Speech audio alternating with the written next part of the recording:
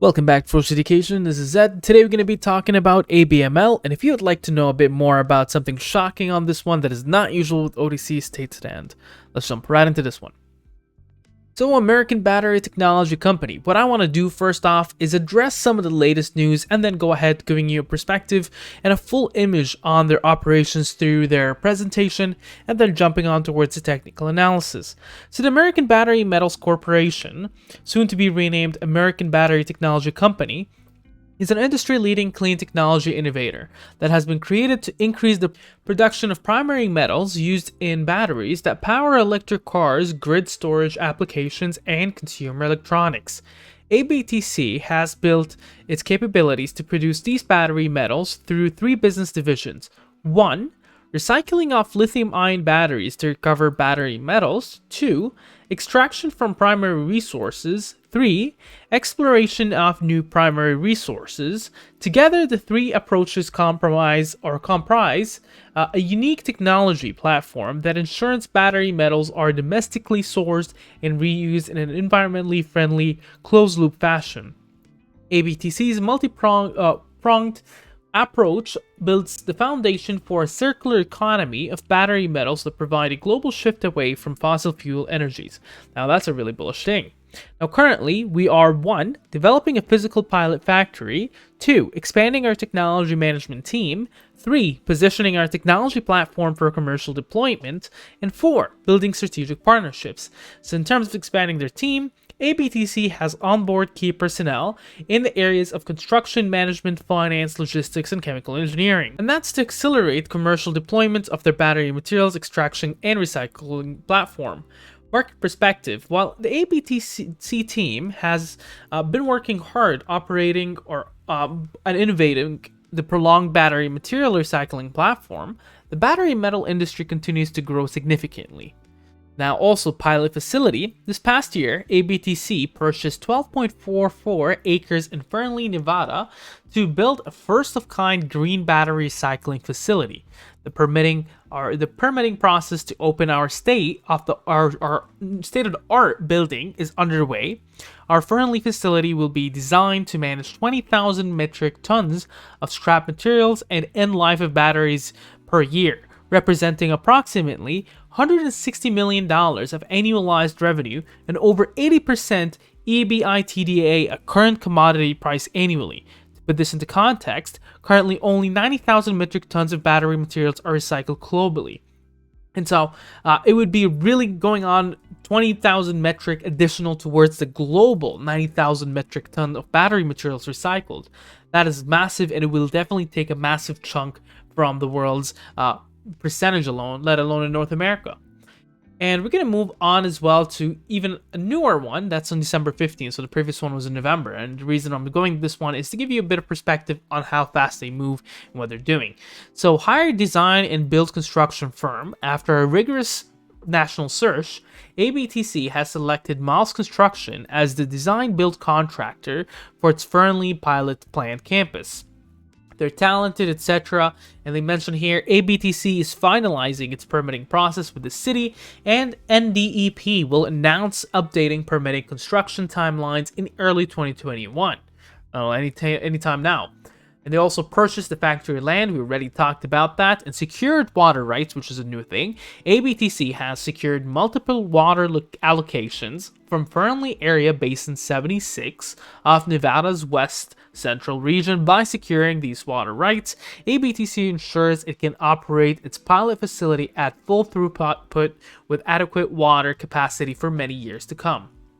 And then moving on, and this one is relating towards American Battery Metals Company selected for $4.5 million grant by the U.S. Department of Energy Advanced Manufacturing Office. I think that just speaks for itself, and we don't need to go further into this one. And then next one here is a short seller report that was launched somewhere before March 11th. It was posted on March 9th and a bit further on March 10th.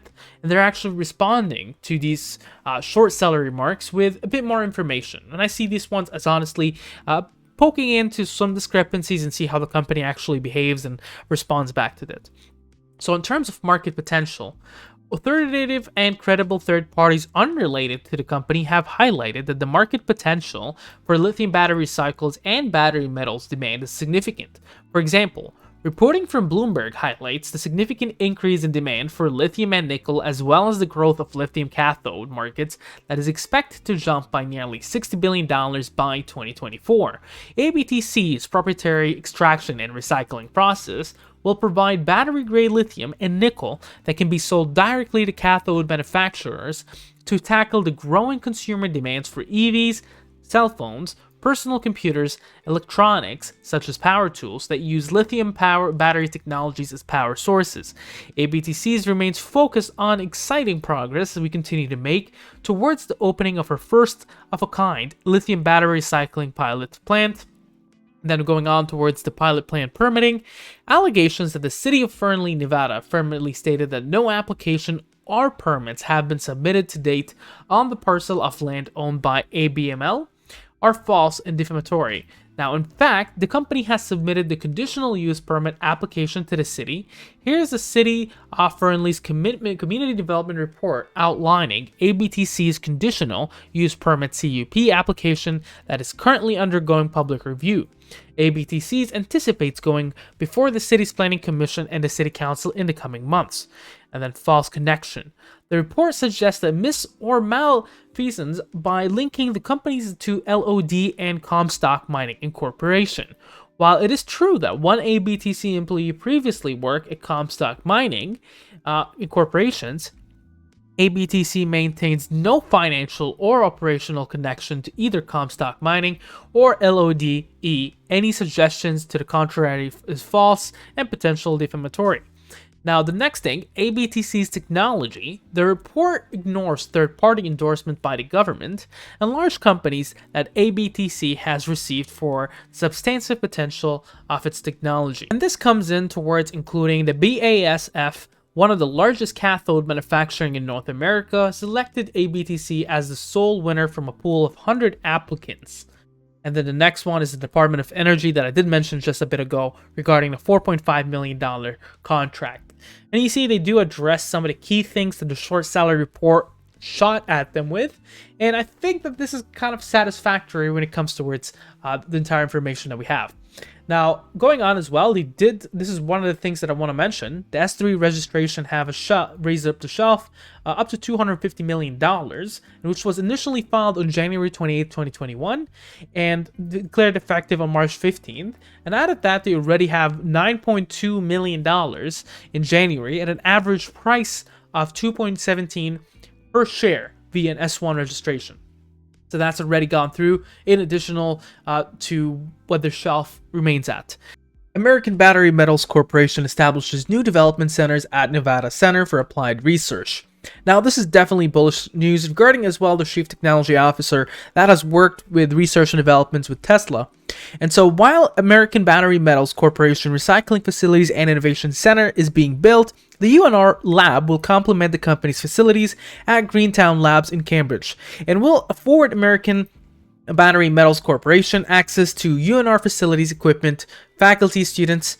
American Battery Metals Corporation will actively engage with Nevada Center academic community for research partnership and internships while advancing the company's extraction and recycling technologies. In addition, American Battery Metals Corporation will spend $500,000 on laboratory equipment this year and up to $2 million next year. And now comes towards the exciting thing, the presentation. And towards the end, there's something very exciting on it. But before going on, Ryan Melstrit, the Chief Technology Officer and Director, was actually a member of the Research and Development Manager of Tesla Battery Materials Processing Group and a founding member of the Gigafactory design team. And I found that to be very important because in terms of Chief Technology Officer, if he has already some knowledge regarding Tesla's batteries, etc., they can really come towards understanding better how EV batteries do work, especially for the most common and leading ones, such as Tesla ones, and able to really create a process to extract these materials and minerals. And in terms of the growth, the global demand for battery metals is expected to grow by 10 times by 2030, with a total market value of $100 billion per year. And moving on, I can go on in exact details, but this presentation, I do recommend that you go ahead. Currently operates in linear fashion in terms of the battery cycle. And what they're looking for is for a closed loop where it's a lot more greener and a lot more friendly. And so it is really going on towards a circular economy, and they did get 2 contracts coming in from Department of Energy and the BASF. And so they do go ahead in terms of the breakdown, so large amounts of air pollution, that is usually the usual recycled system.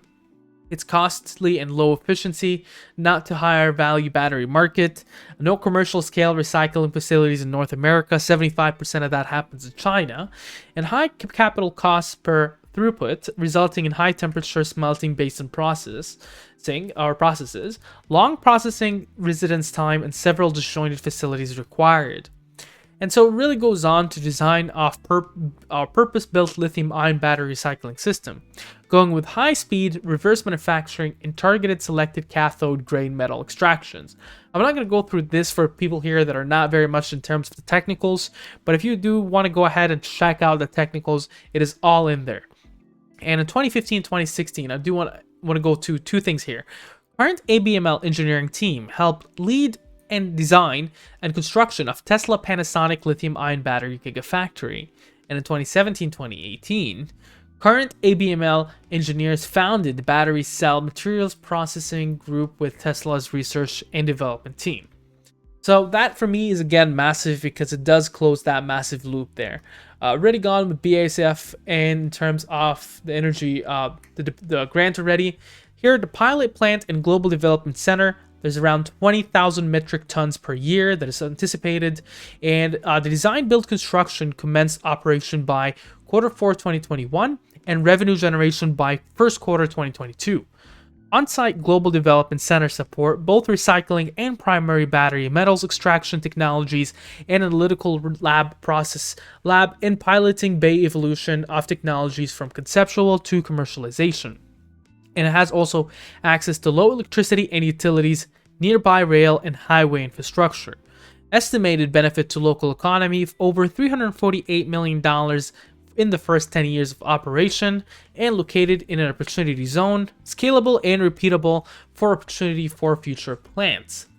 And it does go towards the industry landscape in general. You get to see that there is only around 4 in North America that are significant: Redwood, Li-Cycle, Lithium Americas, and them themselves. Sorry, my bad. Also Lithium Americas. Yeah, I did already mention that. One of them is actually in Canada as well. Operates in Canada, between Canada and the US. And some of the PRs coming up. This is massive because we're able to see some of the PRs that can really signify our operations coming up forward. So Q2 2021, submit state plant permits, order plant equipments, start the site work. Q3, start plant building shell. Q4, start plant tenant improvement, install plant equipment. Q1 2022, commission pilot plant, start plant ops, and black mass production starts. Q2 2022, acquire site for commercial plant 1. Q3 2022, start commercial plant 1 permitting. Q4 2022, battery grade metals production starts, and 2023 construction commercial plant 1 acquires commercial plant 2 and start commercial plant 2 permitting, and by 2024 you will have constructing the commercial plant 2. And this is one of the massive things that I really found fascinating about the stock. Their debt level is $0, and that is massive in my perspective. Not a lot of penny stocks, let alone an OTC, that you get to see that they are zero debt.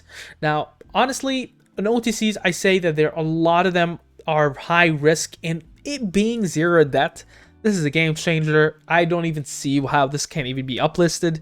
Definitely something in the works there.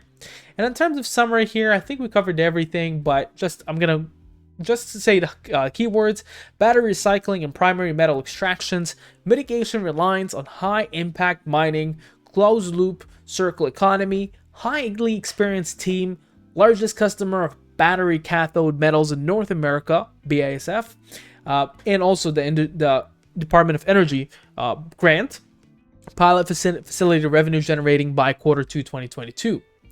And so definitely that's all looking amazing. And if you'd like to see more materials like this before going on towards technical analysis, make sure to subscribe and leave notifications on for this channel. If you'd like to join our discussion in the Discord below, feel free to do so.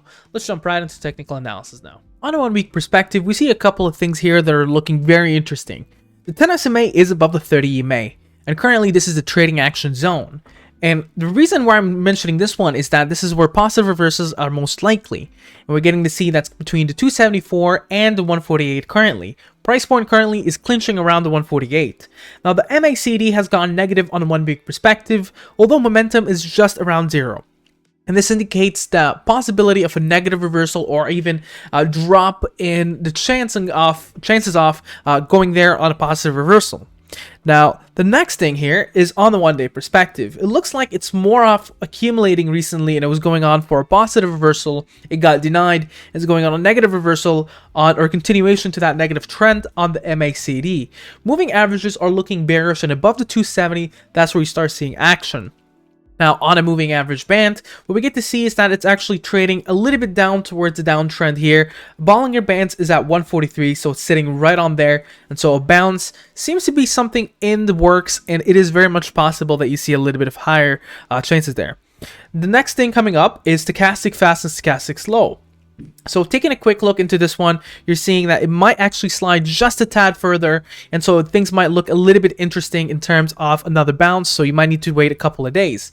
Now, here's where things get really interesting. Before going though towards their supports and resistances, the Fibonacci retracement shows its next significant support at 123, and resistances here on the Fibonacci scales are 193, 250, 307, 387, and 490.